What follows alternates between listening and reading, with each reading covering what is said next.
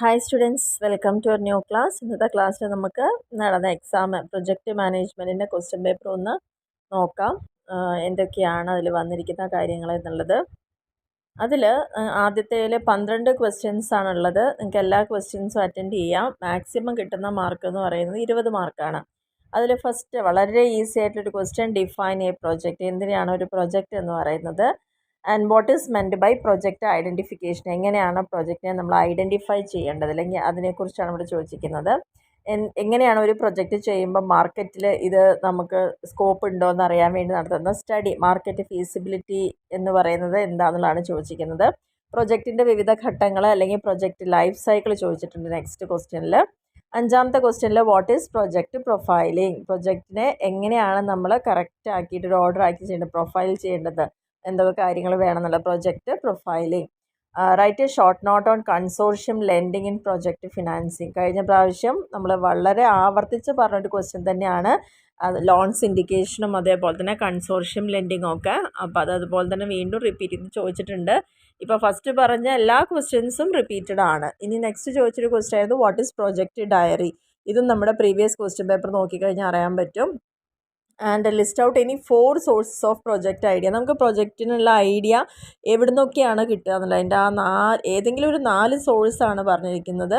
And explain different basis for classification of project. പ്രൊജക്റ്റിനെ എന്തിൻ്റെയൊക്കെ അടിസ്ഥാനത്തിലാണ് നമ്മൾ ക്ലാസിഫൈ ചെയ്തിരിക്കുന്നത്.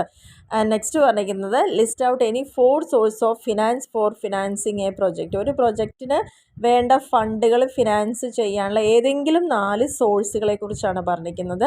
ആൻഡ് പ്രൊജക്റ്റ് കൺട്രോൾ എന്ന് പറഞ്ഞു കഴിഞ്ഞാൽ എന്താണെന്നുള്ളത്. And last what is DPR.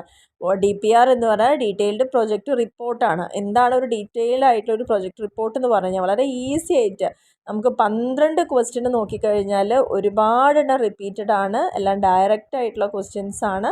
വളരെ ഈസി ആയിട്ടൊരു ക്വസ്റ്റ്യൻ പേപ്പർ തന്നെയാണ് ഇപ്രാവശ്യം നമുക്ക് കിട്ടിയിരിക്കുന്ന ആദ്യത്തെ സെക്ഷൻ എന്ന് പറയുന്നത്.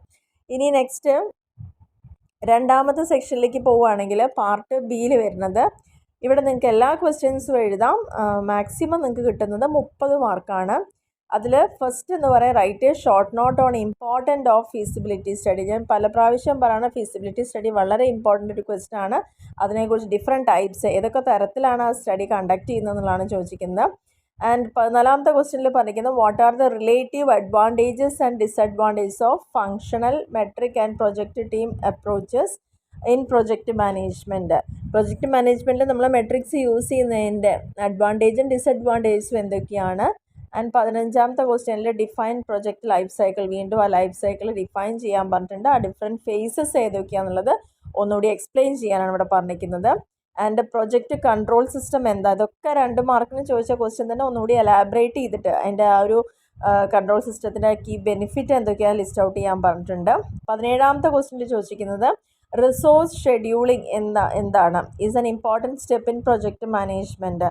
ഷെഡ്യൂളിംഗ്, നമ്മൾ പ്രൊജക്റ്റ് ഷെഡ്യൂളിംഗ് കൃത്യമായിട്ട് പറഞ്ഞതാണ്. റിസോഴ്സ് ഷെഡ്യൂളിങ്ങും എന്താണെന്നുള്ളത്. അപ്പോൾ പ്രൊജക്റ്റ് മാനേജ്മെൻറ്റിൽ അതിൻ്റെ പ്രാധാന്യം എന്താണെന്നുള്ളത് ചോദിച്ചിട്ടുണ്ട്.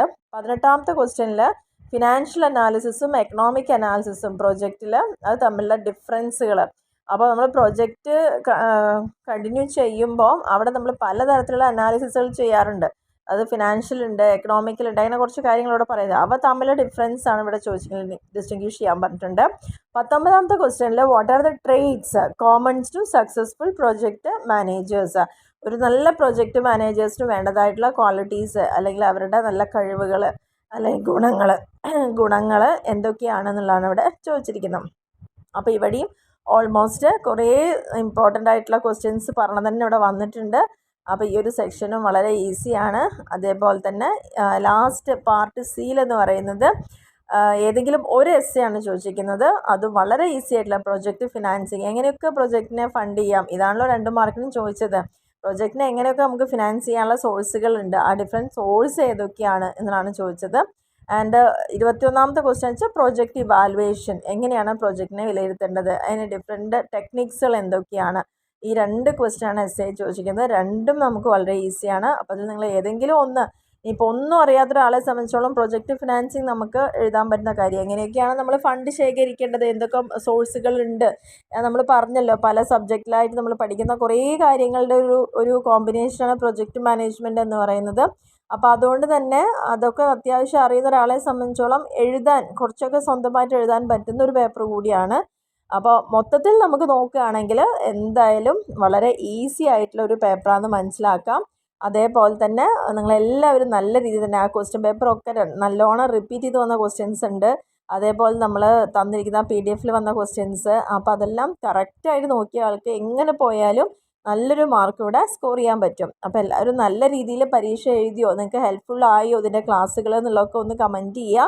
നിങ്ങൾ മാക്സിമം ഇങ്ങനെ പറയുമ്പോഴാണ് നമ്മുടെ ക്ലാസ്സുകളെ ഇങ്ങനെ ഇമ്പ്രൂവ് ചെയ്യണം എന്നുള്ള കാര്യങ്ങളും അതേപോലെ തന്നെ നമുക്ക് ആ ഒരു റെസ്പോൺസ് കിട്ടുമ്പോഴാണ് കുറച്ചുകൂടി നല്ല രീതിയിൽ അത് ചെയ്യാനുള്ളൊരു മോട്ടിവേഷൻ കൂടി ഉണ്ടാവുന്നത്. അപ്പോൾ തീർച്ചയായിട്ടും ഇപ്പോൾ നമ്മൾ 3 എക്സാമുകൾ ഇവിടെ കഴിഞ്ഞു. അപ്പോൾ കുറേ പേര് ഇപ്പോഴും ചാനൽ സബ്സ്ക്രൈബ് ചെയ്യാതെ തന്നെ കാണുന്നുണ്ട്. അപ്പോൾ ജസ്റ്റ് സബ്സ്ക്രൈബ് ചെയ്യുക, അതുപോലെ ആ ബെല്ലൈക്കൺ ഒന്ന് പ്രസ് ചെയ്തിടുക.